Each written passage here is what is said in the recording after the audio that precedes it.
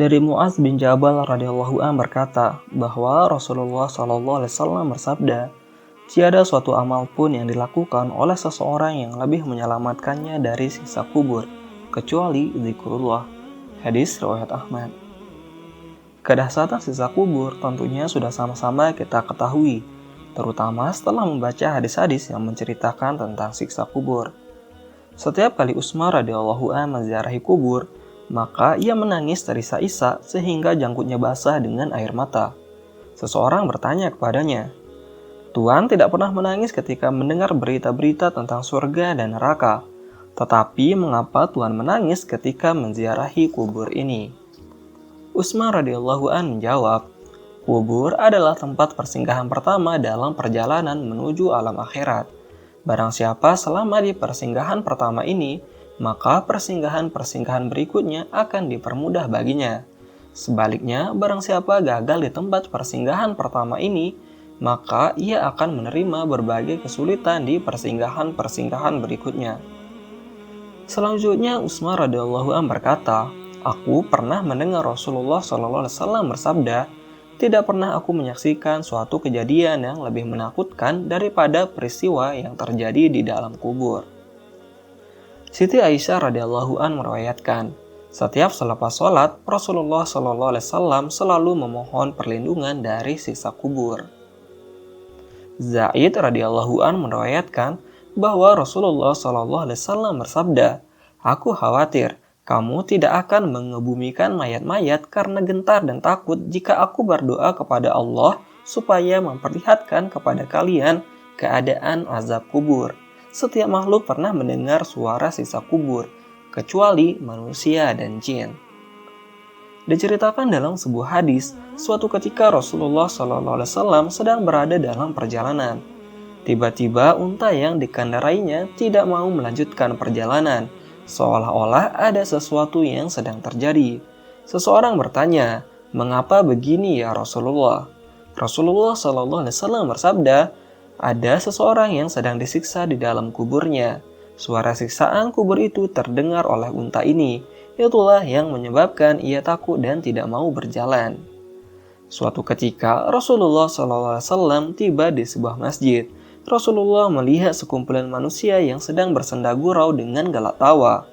Kemudian Rasulullah SAW bersabda, "Seandainya kamu selalu mengingat maut, tentu tidak akan terjadi demikian ini. Tiada satu hari pun berlalu di alam kubur tanpa diumumkan bahwa aku adalah tempat penyesalan dan gundah gulana. Aku adalah tempat yang sunyi dan rumah bagi binatang-binatang melata. Apabila seorang mukmin dikebumikan, kubur menyambutnya dengan baik dengan berkata kepadanya, 'Selamat datang, alangkah baiknya kamu telah datang kepadaku. Di antara yang tinggal di permukaanku, kamulah yang paling aku cintai. Kini kamu telah diserahkan kepadaku, maka aku akan berlaku baik kepadamu.' Kemudian kubur itu diperluas sejauh mata memandang, dan dibukakan untuknya pintu surga sehingga ia dapat merasakan keharuman surga itu. Sebaliknya, apabila orang yang berdosa dikebumikan, maka kubur menyambutnya dengan berkata, 'Alangkah celaka dan naasnya kamu datang kepadaku. Apa gunanya kamu datang kepadaku? Di antara mereka yang tinggal di permukaanku, engkaulah yang paling aku benci. Kini engkau telah diserahkan kepadaku, maka engkau akan melihat apa yang akan aku berbuat terhadapmu nanti.' Kemudian kubur itu menghimpitnya, sehingga tulang-tulang rusuknya beradu seperti bersilangnya jari-jari tangan yang tergenggam satu sama lain. Kemudian 90 atau 99 ekor ular akan menyerangnya. Ular-ular itu akan menyiksanya hingga hari kiamat. Rasulullah SAW bersabda, "Sekali saja ular itu menyemburkan bisanya ke atas tanah, niscaya tidak akan tumbuh lagi sehelai rumput pun di permukaan bumi hingga hari kiamat." Selanjutnya Rasulullah SAW bersabda, "Kubur merupakan salah satu taman dari taman-taman surga, atau salah satu lembah dari lembah-lembah neraka." Dalam sebuah hadis disebutkan, Rasulullah SAW melewati dua kuburan. Lalu beliau bersabda, "Kedua ahli kubur ini sedang disiksa. Seorang disiksa karena mengumpat dan seorang lagi disiksa karena tidak menjaga kebersihan ketika beristinja atau buang air kecil." Sekarang, sebagian besar umat manusia yang dikatakan modern menganggap enteng dan tidak menghiraukan soal istinja, karena meniru-niru orang barat yang beristinja sambil berdiri dan tidak membasuhnya. Para ulama mengatakan bahwa tidak menjaga kebersihan ketika beristinja termasuk dosa besar.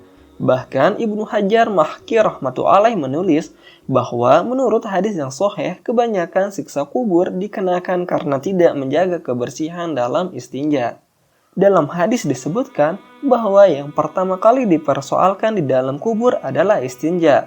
Siksa kubur sangat pedih dan berat. Semoga Allah memelihara kita daripadanya.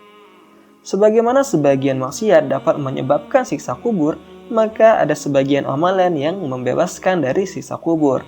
Dalam beberapa hadis disebutkan bahwa dengan membaca surat Al-Mulk setiap malam, seseorang akan terhindar dari siksa kubur dan azab neraka jahanam. Demikian juga zikrullah adalah pelindung dari azab kubur.